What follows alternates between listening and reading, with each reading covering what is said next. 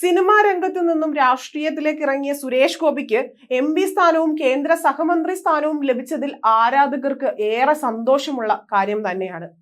രാഷ്ട്രീയത്തിനപ്പുറം സുരേഷ് ഗോപി എന്ന വ്യക്തിയോടുള്ള മമതയാണ് വോട്ടായി മാറിയതെന്ന് പലരും അഭിപ്രായപ്പെടുന്നുണ്ട്. രാഷ്ട്രീയപരമായ വിയോജിപ്പുള്ളവർക്ക് പോലും സുരേഷ് ഗോപിയുടെ സാമൂഹിക പ്രവർത്തനങ്ങളിൽ മതിപ്പുണ്ട്. സിനിമാ ലോകത്ത് സഹപ്രവർത്തകരിൽ ഭൂരിഭാഗം പേർക്കും പ്രിയങ്കരനാണ് സുരേഷ് ഗോപി എന്നതും നമുക്ക് അറിയാവുന്ന കാര്യം തന്നെയാണ്.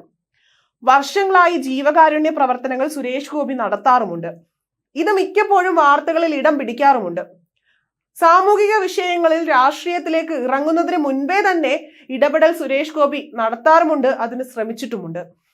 ഇപ്പോഴിതാ പുതിയ അഭിമുഖത്തിൽ സുരേഷ് ഗോപി പറഞ്ഞ ചില കാര്യങ്ങളാണ് ശ്രദ്ധ പിടിച്ചു പറ്റുന്നത്.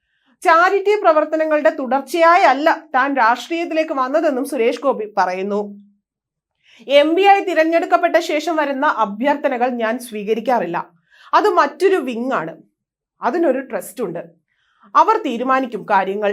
കാണുന്നതും കേൾക്കുന്നതിലും എനിക്ക് തോന്നും അറ്റൻഡ് ചെയ്യേണ്ടതാണെങ്കിൽ അവരെ അറിയിക്കും. അല്ലാതെ ഇങ്ങോട്ട് ആപ്ലിക്കേഷൻ അയച്ചാൽ ഞാൻ അവിടെ മരം വെച്ച് പിടിപ്പിക്കുന്നില്ല.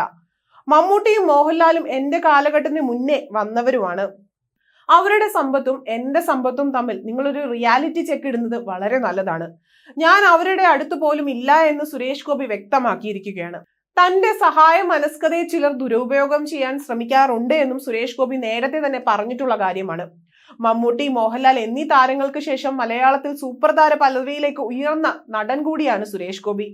എന്നാൽ ഒരു ഘട്ടത്തിൽ അദ്ദേഹത്തിന്റെ ഗ്രാഫിൽ ചെറിയൊരു താഴ്ച വന്നു.